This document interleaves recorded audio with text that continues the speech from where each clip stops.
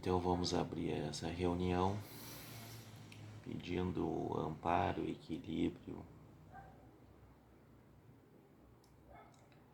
pedindo proteção na nossa vida e contra pensamentos ruins que de qualquer forma possam nos atingir. Pai nosso que estais no céu, santificado seja o vosso nome, venha a nós o vosso reino, seja feita a vossa vontade, assim na terra como no céu. O pão nosso de cada dia nos dai hoje, perdoai as nossas ofensas, assim como nós perdoamos a quem nos tem ofendido, e não nos deixeis cair em tentação, mas livrai-nos do mal. Amém.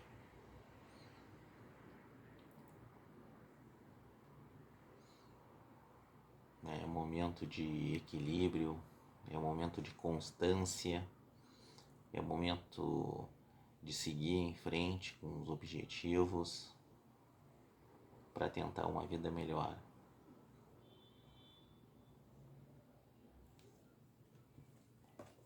Vamos ver aqui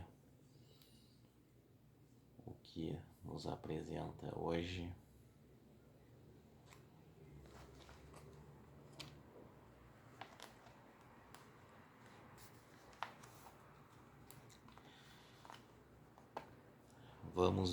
Vamos ler aqui a vida futura.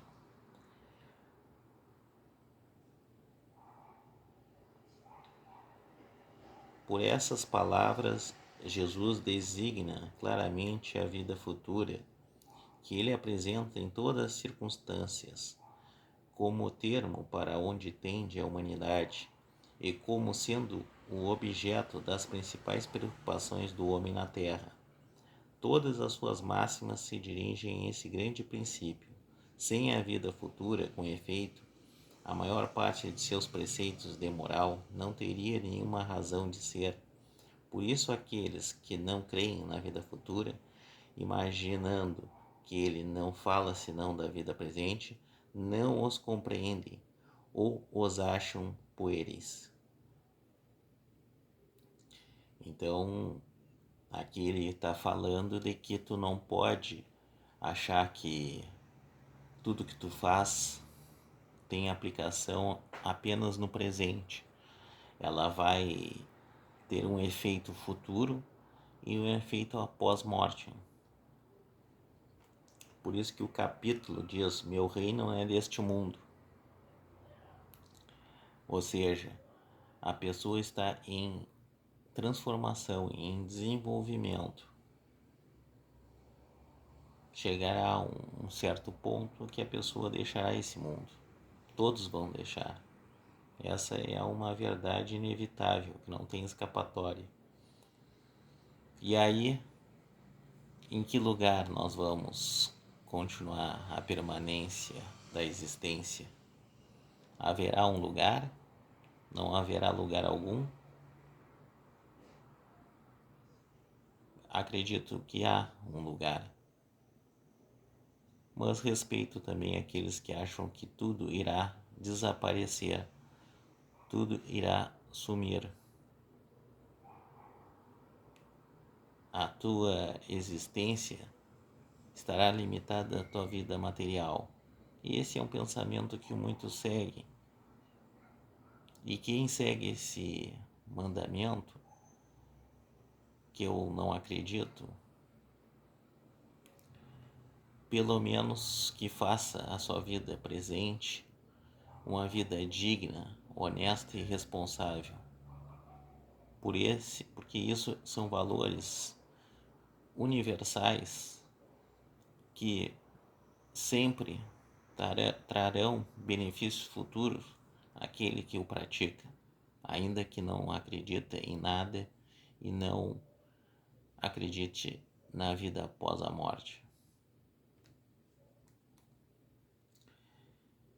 Pilatos, tornando a entrar, pois, no palácio e tendo feito vir Jesus, lhe disse: Sois o rei dos judeus? Jesus lhe respondeu: Meu reino não é deste mundo. Se o meu reino fosse deste mundo, minhas gentes teriam combatido para me impedir de cair nas mãos dos judeus. Mas meu reino não é aqui. O que ele quer dizer? Que os próprios judeus entregaram Jesus. Porque que ele disse? Meu reino não é deste mundo. Ou seja, as qualidades morais minhas não estão de acordo com aqueles que não seguem os bons preceitos de vida. Então, mesmo Jesus estando junto com pessoas da sua própria origem, da sua própria região, elas estavam muito distantes moralmente e dignamente dos valores que Jesus seguia. Por isso que ele disse, uma das interpretações seria essa: o meu reino não é deste mundo. Ou seja, no mundo dele as pessoas agiriam diferentes, com integridade, com honestidade. E aqueles que, mesmo sendo da mesma origem, sendo da mesma cidade, sendo da mesma região de Jesus naquela época, naquele tempo, o traíram. O traíram por valores mesquinhos,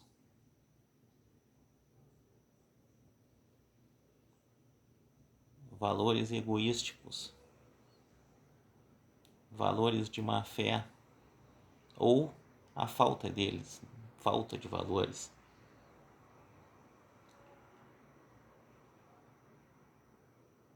Mas meu reino não é aqui. Pilatos então lhe disse: Sois, pois, rei?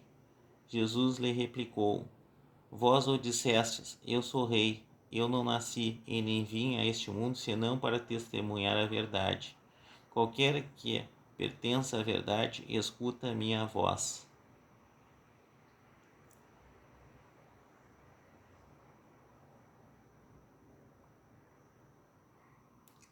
Então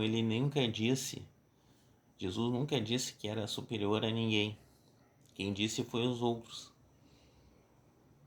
querendo criar uma certa situação prejudicial.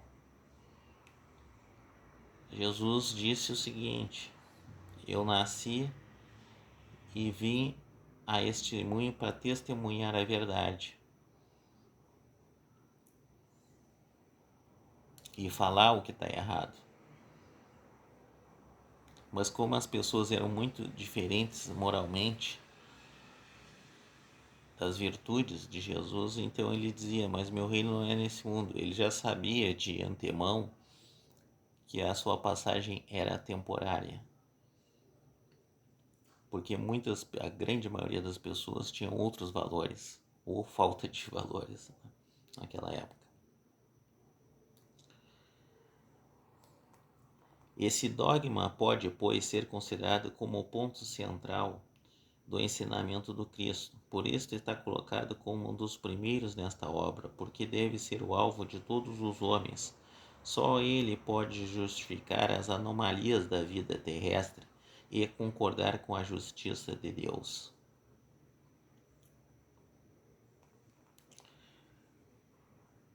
Os judeus não tinham senão ideias muito incertas quanto à vida futura.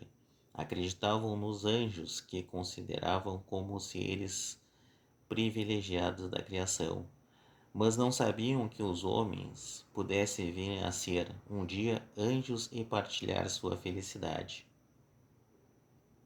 Segundo eles, a observação das leis de Deus era recompensada pelos bens da terra, pela supremacia da sua nação, pelas vitórias sobre seus inimigos.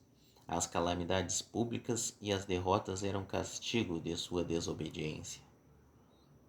Moisés sobre isto não poderia dizer mais, a um povo pastor ignorante que devia ser tocado, antes de tudo, pelas coisas deste mundo. Mais tarde, Jesus veio lhes revelar que em um outro mundo, onde a justiça de Deus segue seu curso, e esse mundo que ele promete àqueles que observam os mandamentos de Deus, e onde os bons encontrarão sua recompensa. Esse mundo é o meu reino.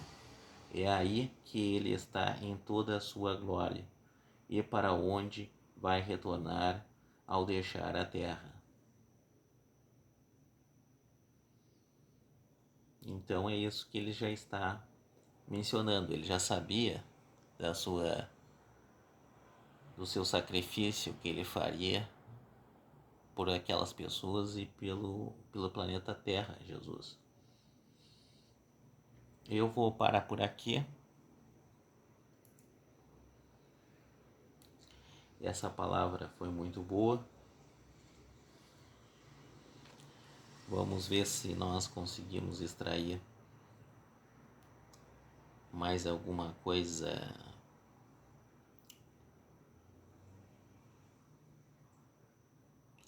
importante.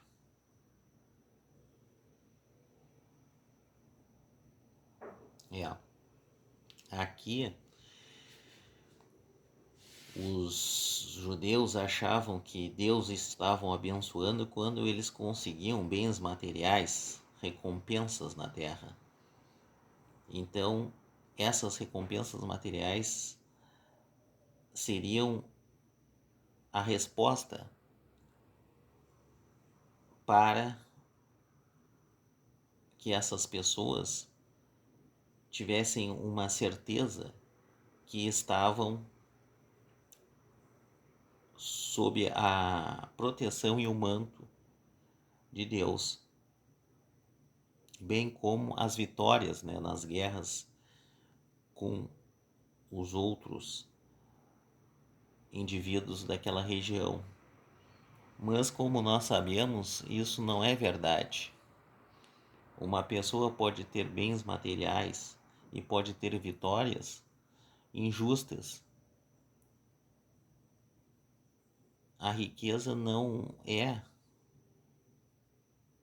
motivo e não é justificativa para o que as leis universais que regem o mundo venham achar que elas têm uma maior predominância sobre outros. É uma questão simplesmente material. Ter dinheiro ou não ter, ter riquezas ou não ter vitórias ou não ter. Isso não significa o seu desenvolvimento, não significa que ela esteja realmente protegida sob as leis universais da criação. Mas os judeus naquela época acreditavam nisso.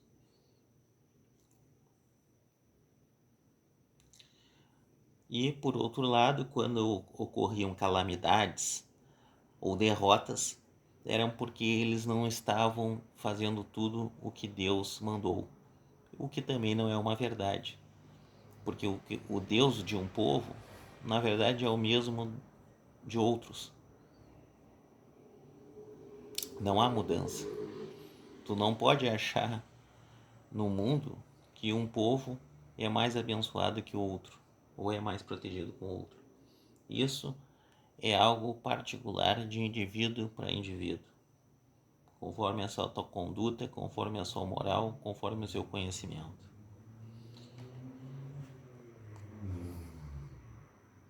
Então, vamos. Então, que assim seja. Vamos terminar aqui essa reunião muito importante sobre a vida futura. Eu peço muita energia no meu dia a dia, muita fé e fazer sempre o melhor. Que assim seja. Muito obrigado.